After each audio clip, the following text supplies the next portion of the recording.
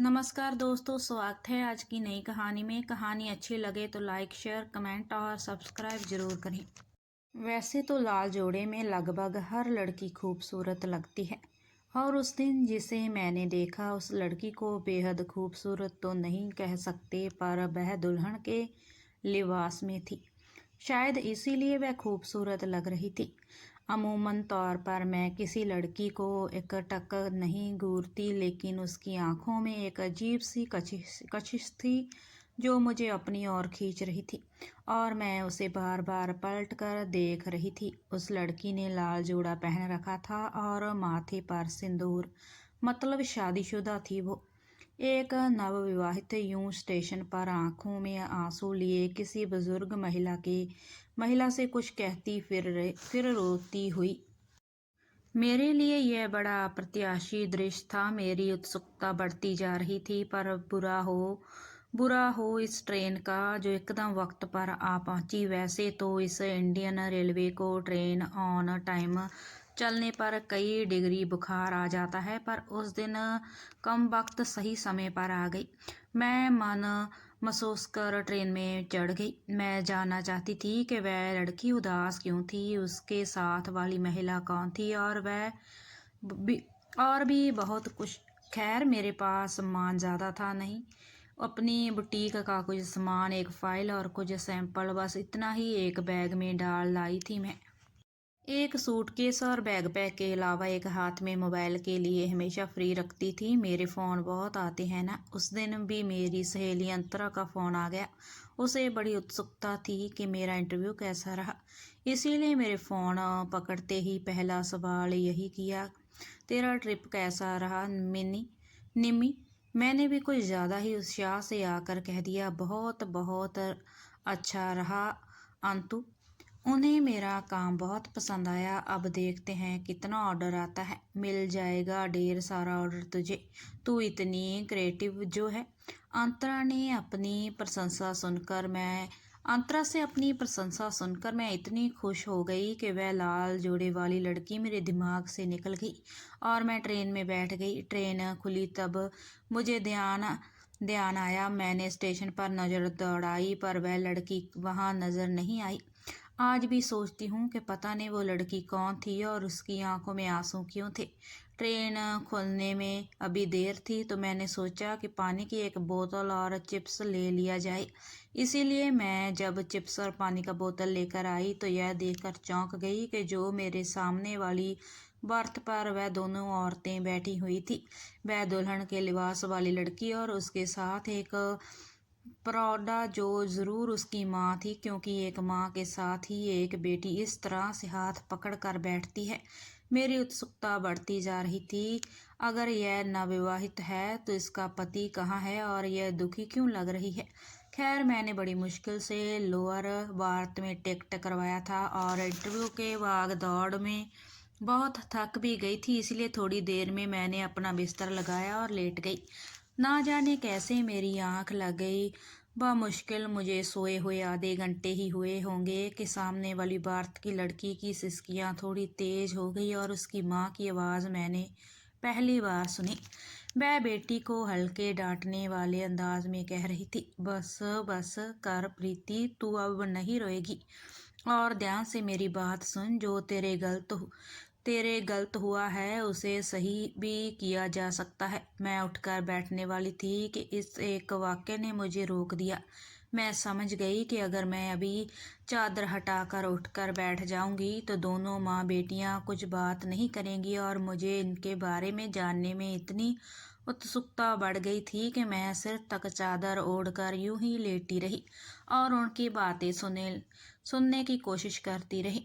हालांकि किसी और की बात सुनना सही नहीं है, लेकिन यहाँ मेरी उत्सुकता और कुछ उन दोनों की हरकतें अटपटी थी कि मुझे पूरी बात जाने बिना चैन नहीं आया। मैंने कान लगाकर सुनने की कोशिश की तो सुना, उसकी माँ उस लड़की को, जिसका नाम शायद प्रीति था, उससे कह रही थी, प्रीति, अगर तुझे लगता है कि तेरी शादी किसी गलत लड़के से हो गई है तो बेटा अब कुछ नहीं हो सकता, क्योंकि हमारे समाज में शादी के बाद लड़कियां मायके में रहती हैं तो बुरी बात मानी जाती है। और इस बात पर तलाक लेने जाएंगे तो लोग बातें बनाएंगे और इससे हमारी खानदान की बदनामी होगी। दो अलग और लोग सोचेंगे कि कैसी लड़की है और इसे यह कैसी आग लगी है जो इस छोटी सी बात के लिए एक लड़की अपने पति को तलाक दे रही है। और इसके बाद तुम्हारी दूसरी शादी तो मुश्किल है ही, तुम्हारी छोटी बहन निकी की शादी भी मुश्किल में पड़ जाएगी। अब जैसा है जो है बस तू निभा ले बेटा, तुझे वापस ससुराल जाना ही पड़ेगा। पर माँ, आपको नहीं लगता कि इस शादी में मेरी ज़िंदगी बर्बाद हो गई है? भला एक पति के प्यार के बिना मैं पूरी ज़िंदगी कैसे काटूंगी? बोलते बोलते प्रीति की सिसकियाँ तेज हो गई और मेरी उत्सुकता इतनी बढ़ गई थी कि मन कर रहा था कि चादर सर से हटाकर उन दोनों माँ बेटी से पूरी बातें साफ साफ जानूं। जितना कुछ देखा और सुना उससे इतनी बात तो समझ में आ गई कि शायद प्रीति की शादी किसी ऐसे लड़के से हो गई है। वह या तो नपुंसक है या किसी और से प्यार करता है और वह प्रीति को प्यार नहीं करता। इसमें ट्रेन की पेंट्री का शाम का नाश्ता आ गया और मैं अपनी भूख को और दबा नहीं पा रही थी। समोसे और कटलेट की ऐसी सुगंध आ रही थी कि अब मुझे अपने आप को रोकना मुश्किल हो रहा था। इसीलिए चादर हटाकर मैं उठकर बैठ गई और पेंट्री वाले से अपना प्लेट ले लिया। मुझे यह देखकर बहुत अच्छा लगा कि सामने वाली लड़की ने भी पेंट्री का नाश्ता ले लिया था और समोसा कुतर कुतर कर खाने लगी। उसके गाल पर अभी भी उसके आंसू सूख रहे थे। उसकी माँ बहुत चिंतित दिखाई दे रही थी, इतनी चिंतित कि वह कुछ खा नहीं रही थी, बस एकटक खिड़की से बाहर ना जाने क्या देख रही थी। अब मुझसे नहीं रहा गया तो मैंने बहुत ही मुलायम स्वर में प्रीति की माँ से कहा, आप भी कुछ लीजिए ना, कम से कम चाय पी लीजिए, आपको अच्छा लगेगा। उन्होंने मुड़कर मेरी तरफ देखा और कहा, मुझे कुछ भी खाना या पीने का मन नहीं है। बोलते बोलते उनकी आंखों में आंसू की बूंदें साफ दिखाई दे रही थी। ना जाने कैसे मेरे मुंह से निकल गया, आप कुछ खा लीजिए, चिंता मत कीजिए, बस सब कुछ ठीक हो जाएगा। मेरा इतना कहना था कि वह फूट फूट कर रोने लगी और बोली, अब कुछ ठीक नहीं होगा, सिंदूर फिराया नहीं जाता है। मेरी बेटी की शादी हो गई है और उसकी ज़िंदगी बर्बाद हो गई है, अब कुछ भी अच्छा नहीं हो सकता। माँ को रोते देखकर प्रीति ने भी हाथ में पकड़े समोसे का टुकड़ा ट्रे में रख दिया और वह भी माँ से लिपट कर जोर जोर से रोने लगी। ट्रेन में आसपास के लोग भी उन दोनों माँ बेटी को गौर से देखने लगे थे। अब मैंने झिझक छोड़कर पूछा, क्या हुआ है? मुझे कुछ बताओगे भी? मुझे कुछ समझ नहीं आ रहा है। आप दोनों माँ बेटी इतनी दुखी क्यों हैं और यह दुल्हन के लिबास में क्यों है? क्या इसकी नई नई शादी हुई है? मेरे इतना कहते ही दोनों माँ बेटी ने आश्चर्य से मुझे देखा और दोनों इतना तो समझ ही गई कि मैंने उनकी बातें कुछ कुछ सुन ली हैं। तब वह महिला जिसका नाम जानकी था और जो प्रीति की माँ थी, उन्होंने अपनी बात कहनी शुरू कर दी और मैं भी ध्यान से सुनने लगी। दरअसल जानकी और गिरीश जी की तीसरी संतान थी प्रीति। उससे एक छोटी बहन और भी थी। 4 बहनों को उन्होंने बड़ी मुश्किल से पढ़ा लिखा कर बड़ा किया था। प्रीति की शादी के लिए उन्होंने ज़्यादा दहेज नहीं देना पड़ा था, लड़के वाले खुद आकर लड़की का हाथ मांग कर ले गए थे।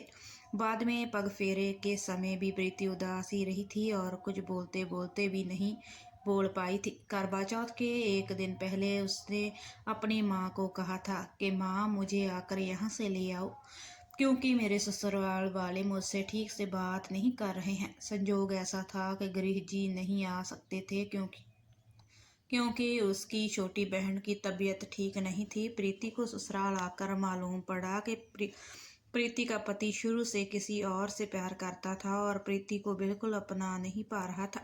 उसकी सास ने उसकी हालत नौकरानी जैसी बना रखी थी, पर प्रीति ने इस बात के लिए मना कर दिया था कि अगर उसके पति ने उसे नहीं अपनाया या उस लड़की को नहीं छोड़ा तो वह यह घर छोड़कर चली जाएगी।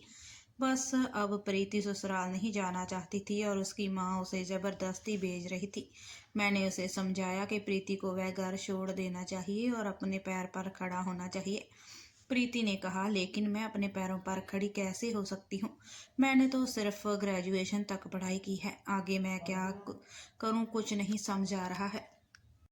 अब तक मेरा दिमाग बहुत कुछ सोच चुका था। मैं तो खैर अपना बिजनेस बढ़ाने की कोशिश कर रही थी और अब मेरा काम बहुत आगे बढ़ने वाला था और मुझे सहायिका की ज़रूरत पड़ती।